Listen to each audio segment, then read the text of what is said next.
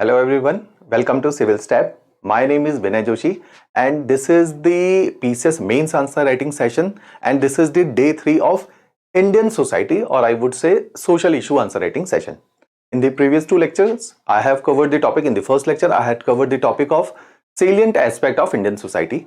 In the second lecture, I have covered the issues pertaining to women in India and how we can do women empowerment and what were the various social and the political movements pertaining to women's of India.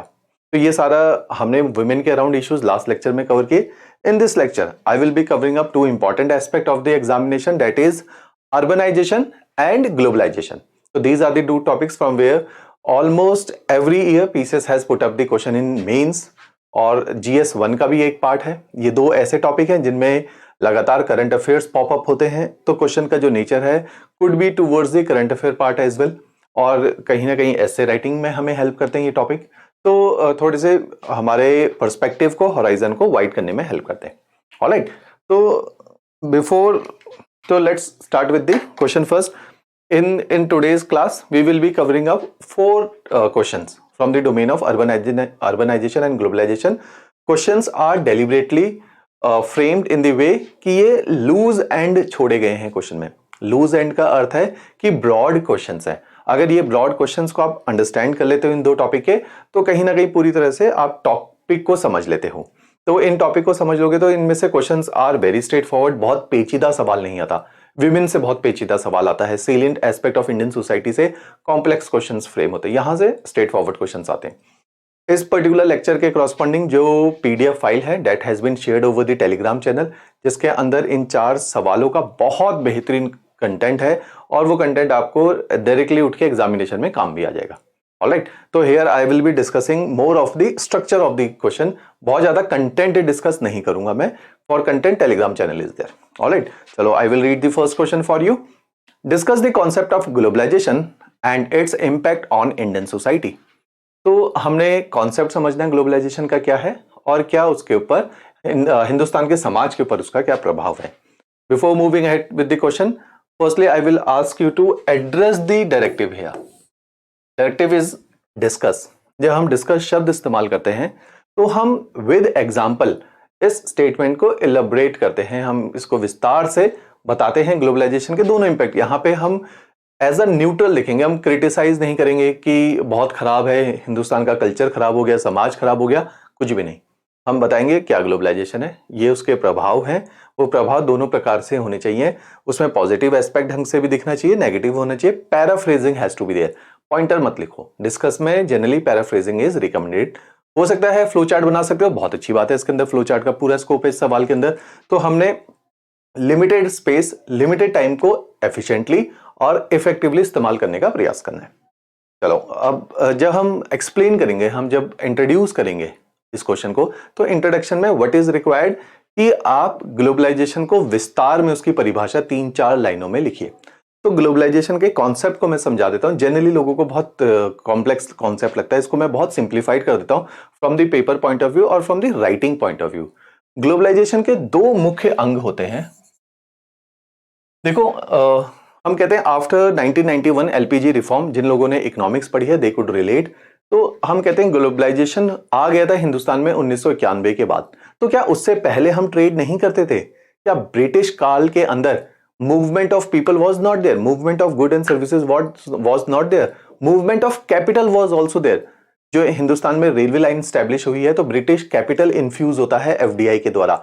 India के अंदर जो T states हैं या Hindustan liver जैसी जो कंपनियां establish होती हैं, जो हमें लगता है शायद नाम हिंदुस्तान लीवर है, जो लक्स बना रही है और कई सारे ब्रांड्स को प्रमोट कर रही है, हमें लगता है कि Indian company, these are the British companies. तो ब्रिटिश काल में भी कैपिटल इन्फ्यूज हुआ है, पैसा हिंदुस्तान की इकोनॉमी में पंप होता है. ब्रिटिश काल में भी लोगों की आवाजाही होती है. लेकिन आज के 1991 के दशक के बाद क्यों हम बोलते हैं शब्द ग्लोबलाइजेशन हिंदुस्तान में आया? तो ग्लोबलाइजेशन का जो इंपॉर्टेंट एस्पेक्ट है that is the movement, speed and volume. जब ये इंक्रीज होते हैं तब हम कहते हैं globalisation. Speed and volume, these are the 2 parameters जिनसे ग्लोबलाइजेशन को समझा जाता है. क्योंकि अगर हम मौर्यन काल्स में भी देखें, गुप्ता पीरियड में देखें, तो ट्रेड तो हिंदुस्तान में भी 2000-3000 साल से चल रहा था। हड़प्पन सिविलाइजेशन में भी ट्रेड चलता था। तो ग्लोबलाइजेशन में क्या अलग हुआ? इसमें स्पीड बढ़ गई है और दूसरा है हमारा वॉल्यूम बढ़ गया है। स्पीड क्यों बढ़ गई है? क्योंकि टेक्नोलॉजी बढ़ गई है। आपके पास यातायात के बहुत अच्छे साधन हैं।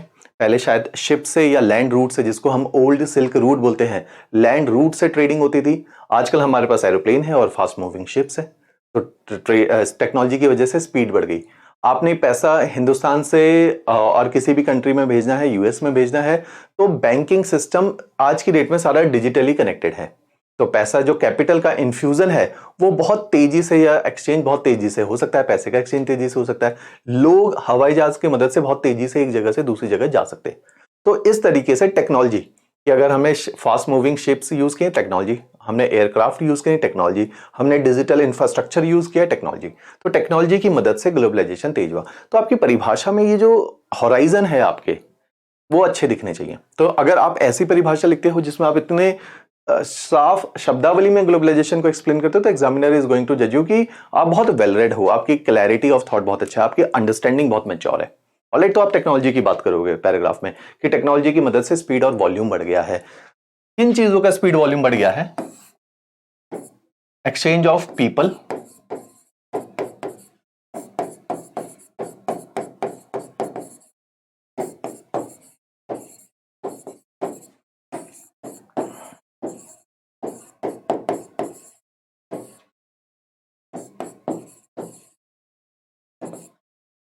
Exchange of people, goods and services.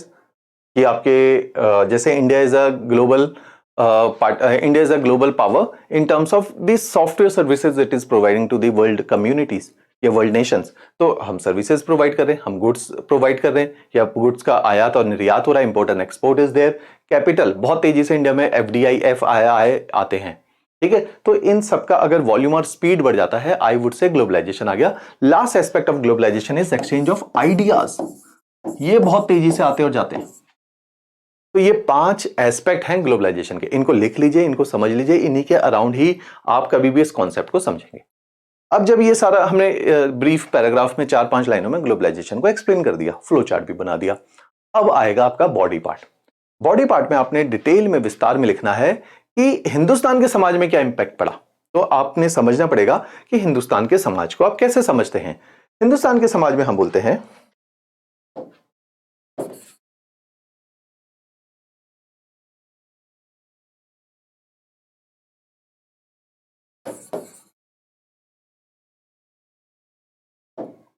तो हिंदुस्तान के समाज को आप कैसे समझेंगे कि इंडियन समाज के 2 इंपॉर्टेंट एस्पेक्ट हैं। एक है डिफरेंट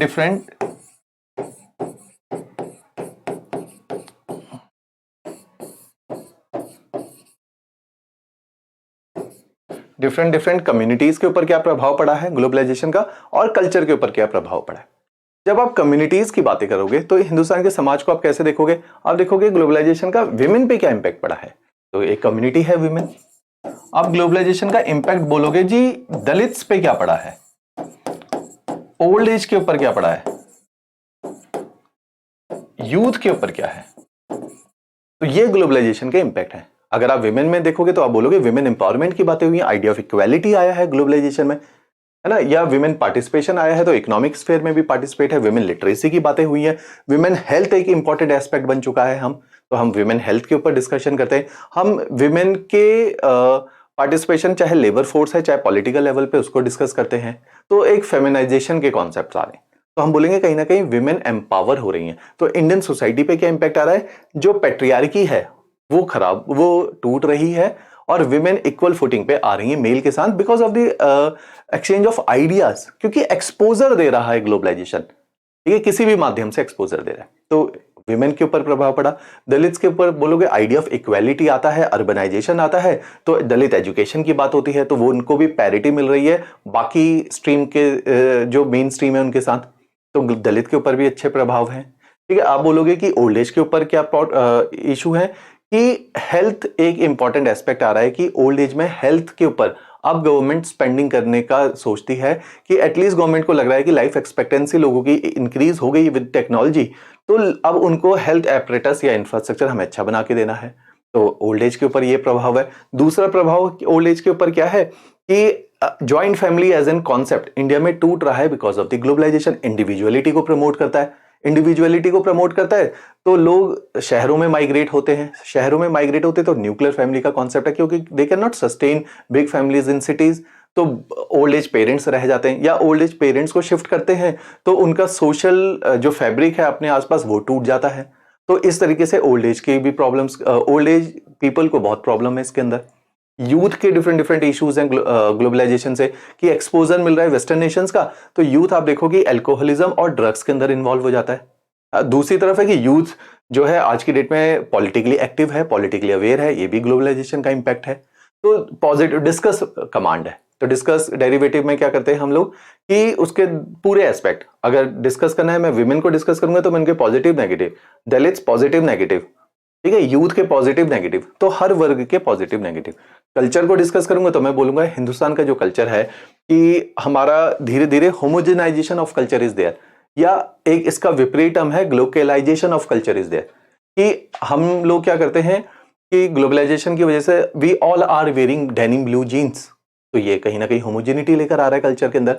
लेकिन अच्छी बात क्या है, कॉस्मोपॉलिटन वैल्यू है, आइडिया ऑफ टॉलरेंस आता है, आइडिया ऑफ एक्सेप्टेंस आता है, कॉस्मोपॉलिटन कल्चर आता है, ऑर्थोडॉक्सी कहीं ना कहीं बैकफुट पे चली जाती है। तो ये ग्लोबलाइजेशन के दोनों प्रकार के इंपैक्ट हैं जो हमने डिस्कस करने। बहुत ज्यादा इंपैक्ट है, क्वेश्चन में सीमा है समय की और स्पेस की, हमने इनमें से 3 या 4 को पकड़ना है, उन्हीं के बारे में विद एग्जांपल कोट करना है। तो this is how we were suppose to approach this question. Alright, चलो moving at to the another part of another question, that is critically examine, see the derivative now. ये बिल्कुल different है उससे। Critically examine the effect of globalisation of women, effect of globalisation on women in India. अभी specific हो गया, अभी उसने पूरी इंडियन सोसाइटी की बात करी, अभी केवल विमेन की बातें कर रहा है, ठीक है। और क्रिटिकली एग्जामिन में क्या करते हैं, हम दोनों पक्षों को दिखाते हैं कि एग्जामिन करना है। एग्जामिन मतलब है कि निगाह डालनी है, लेकिन क्रिटिकली बहुत अंदर तक। इसके अंदर जो डिस्कस है, डिस्कस ओवरव्यू की बातें करता है, डिस्कस हॉराइजन को वाइड करने की बातें करता है। क्रिटिकली एग्जामिन, देखो एक विमेन वर्ड उन्होंने लगा दिया, तो हमने एक माइक्रो पर्सपेक्टिव में और detailed analysis, in depth analysis, ये क्वेश्चन के डेप्थ को इंक्रीज कर देता है डेरिवेटिव। तो क्रिटिकली एग्जामिन को ऐसे देखना है। तो इंट्रोडक्शन कैसे लिखोगे आप इसमें कि अगेन सेम इंट्रोडक्शन, ग्लोबलाइजेशन को इंट्रोड्यूस करोगे, क्योंकि इसमें कीवर्ड क्या है, globalisation and its impact on women. तो इंट्रोड्यूस करो ग्लोबलाइजेशन को, फिर इसके इंपैक्ट बताने शुरू करो।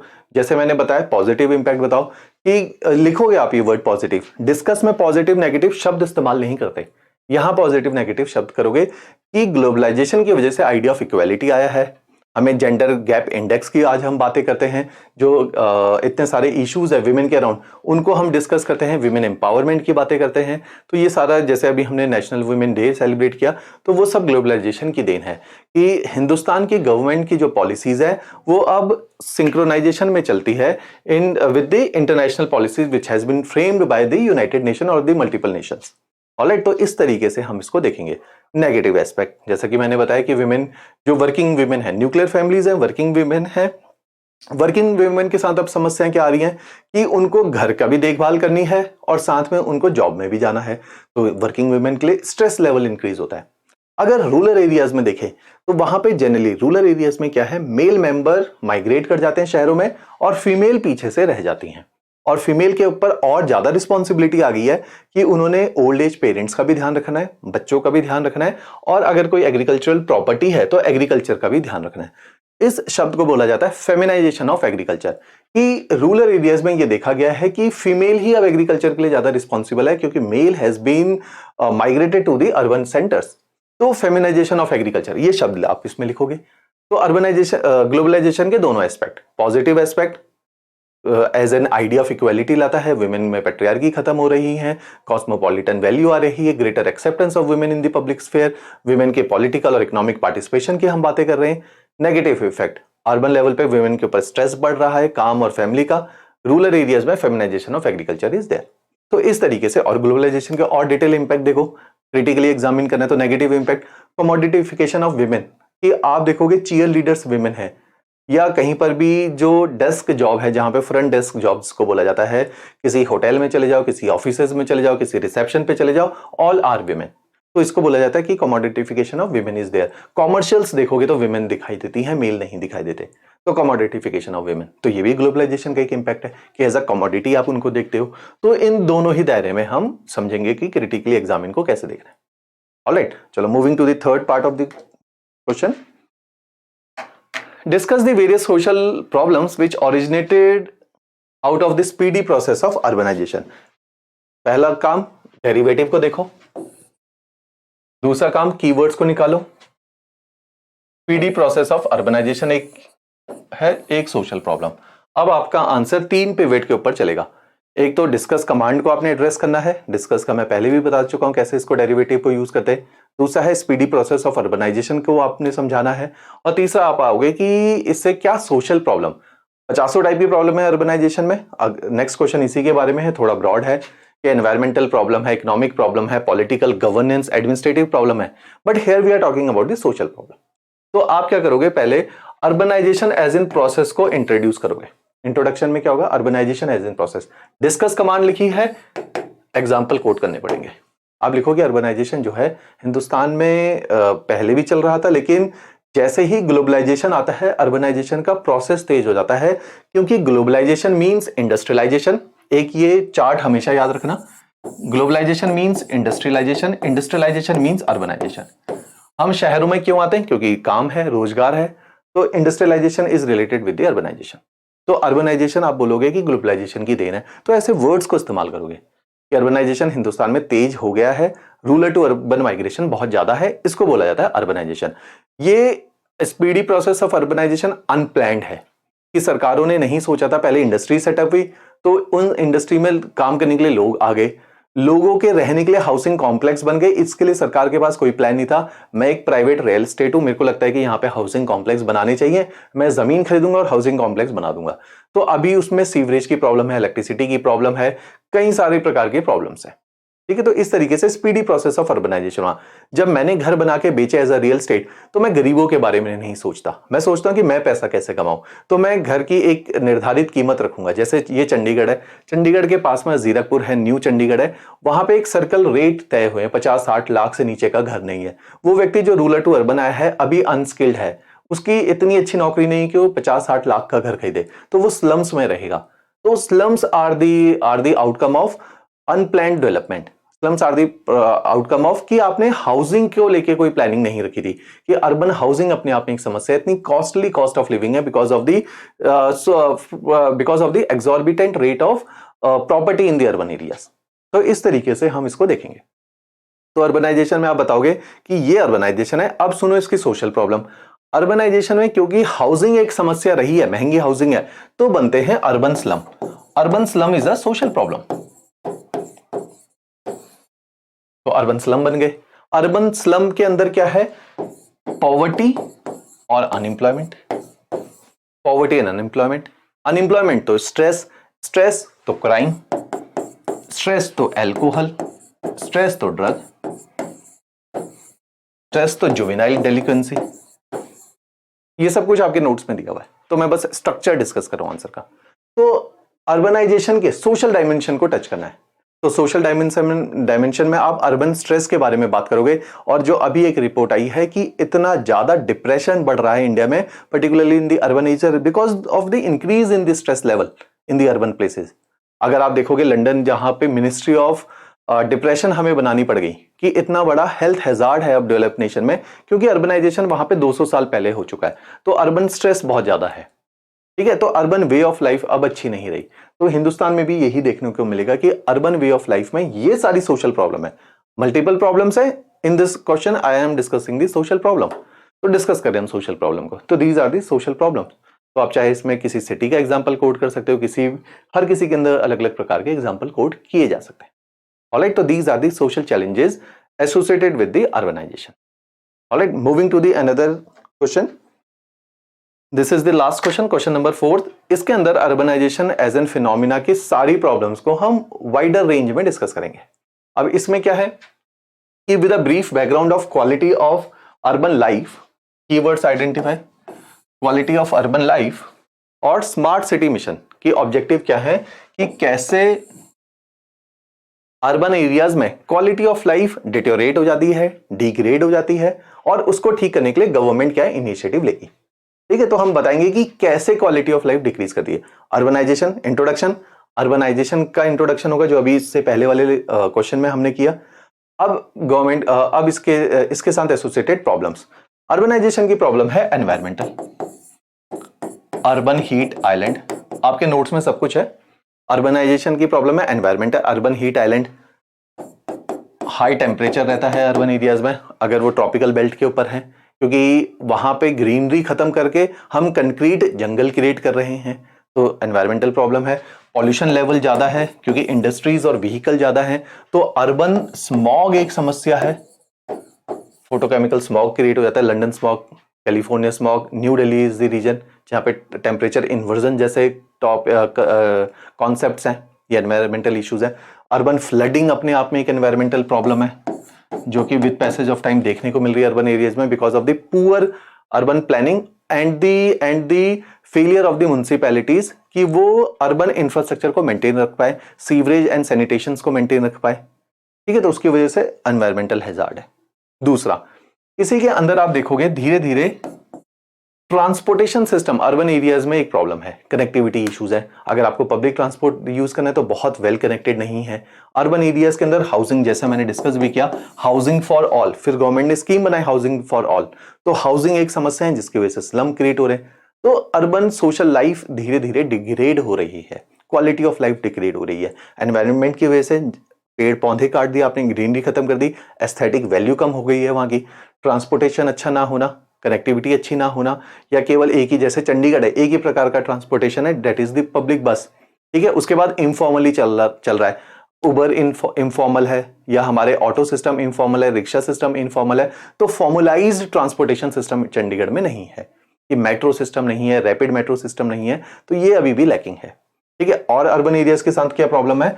सबसे बड़ी प्रॉब्लम है सॉलिड वेस्ट मैनेजमेंट।